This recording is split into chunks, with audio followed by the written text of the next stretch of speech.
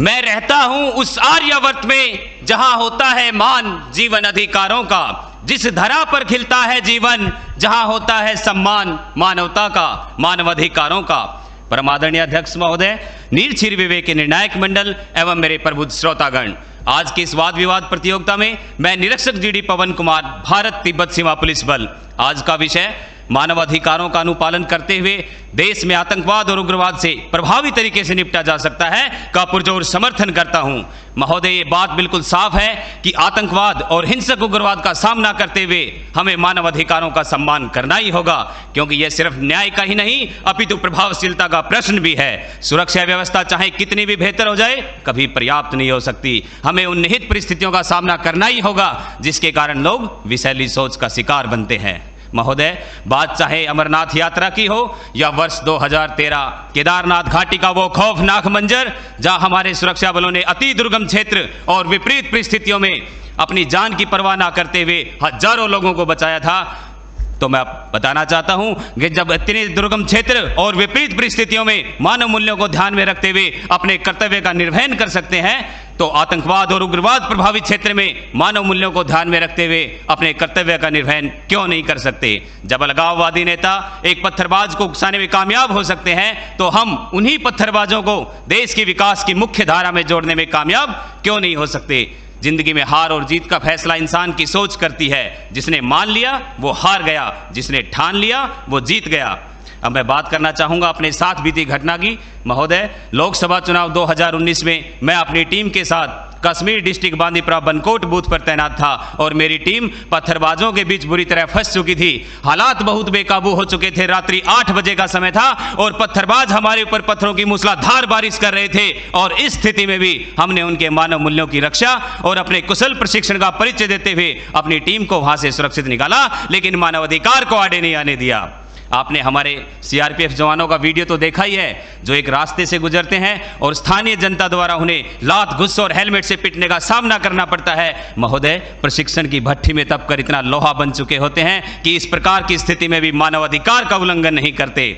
पठानकोट, बालाकोट और उड़ी surgical strike के दौरान जहां हमारे सैन्य बलों ने अपने शौर्य और पराक्रम का परिचय देते हुए आतंकियों को उन्हीं की भाषा में जवाब देकर धूल चटा दी और मानवाधिकार कहीं आड़े नहीं आया।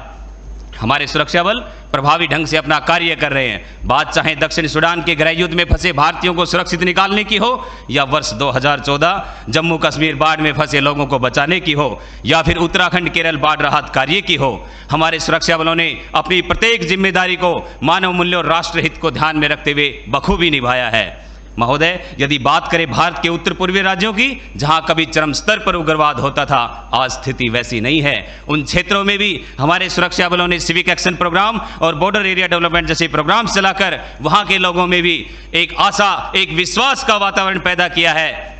और हमारे साथी बंदूक की गोली से सही और गलत का फैसला करने की बात करते हैं, तो मैं बताना चाहता हूं कि बंदूक से निकली गोली किसी का भी सीना चीर सकती है और मुख से निकली मीठी बोली किसी भी आवाम का दिल जीत सकती है।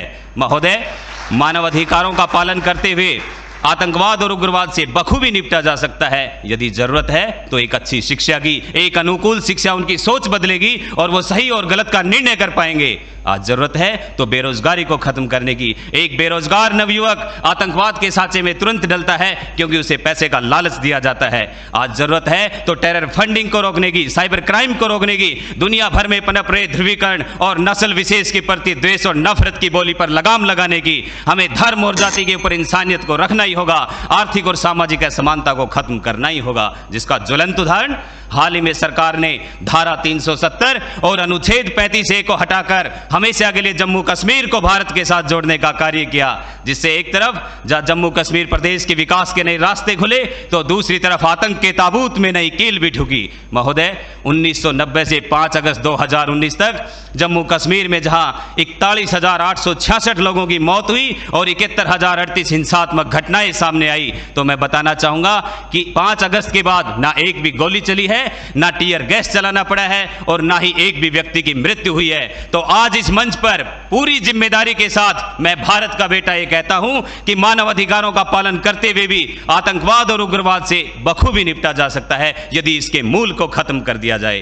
तो आइए एक पहल करें, एक दूसरे के अधिकारों को संरक्षित करने की, एक दूसरे के विचारों को समझने की और सहभागिता की एक पहल विस्तृत सोच की और मानवाधिकार की करें। जय हिंद, जय भारत।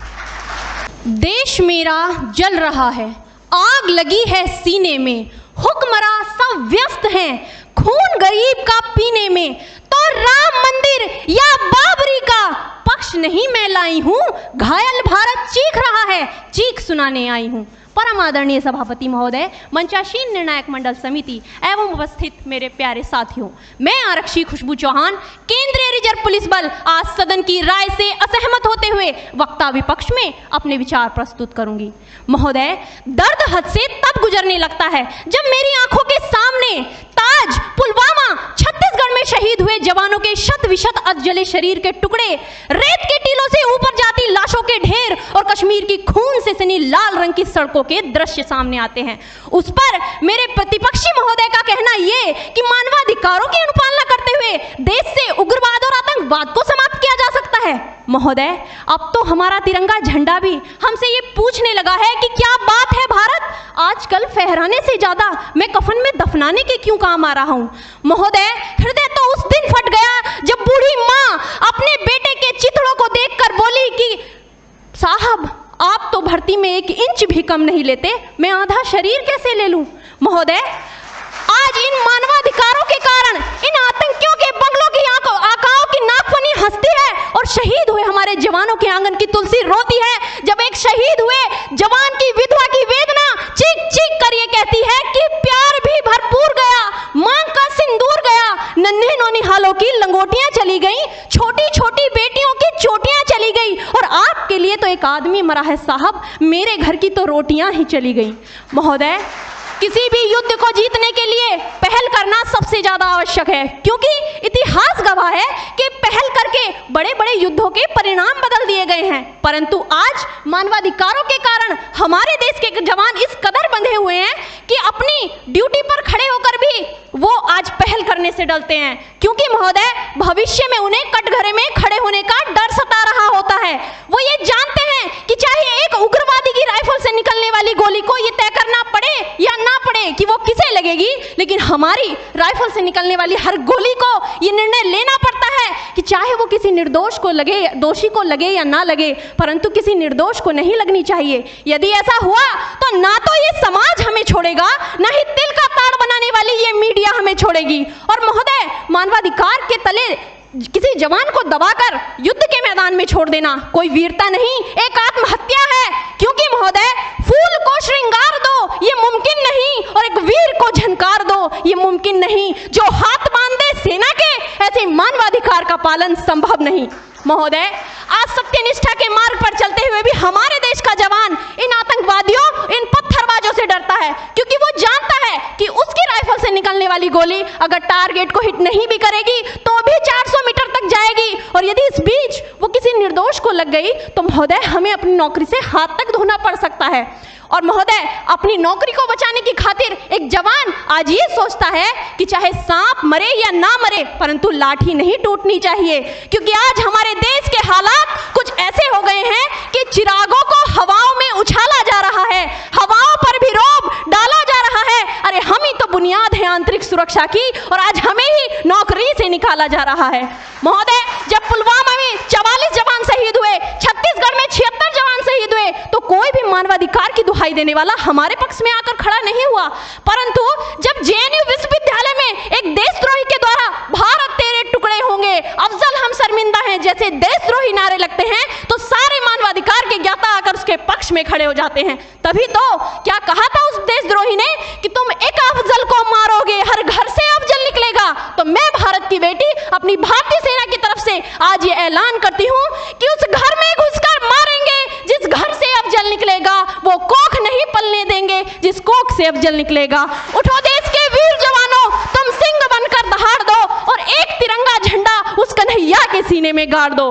महोदय, अंत में अपनी वाणी को विराम की ओर ले जाते हुए मैं सिर्फ इतना ही कहना चाहूंगी कि मुझे अफसोस है अपने देश की न्यायिक प्रक्रिया पर, जहां आज भी रात के 12 बजे अजमल कसाब जैसे आतंकी के लिए सर्वोच्च न्यायालय के दरवाजे खोल दिए जाते हैं। ऐसे देश से मानवाधिकारों की अनुपालना करते हुए आतंकवाद और उग्रवाद से कभी नहीं निपटा जा सकता। मानवाधिकार के नाम की दुहाइयां देने वालों, सीमा पर लड़ा नहीं जाता चरखों से शोलों के आगे, रामायण पढ़ी नहीं जाती सीमा पर गोलों के आगे। धरती के घोर कुहासे को एक सूरज ही हर सकता है, क्योंकि एटम बम से रक्षा केवल एटम बम ही कर सकता है। जय हिंद, जय भारत।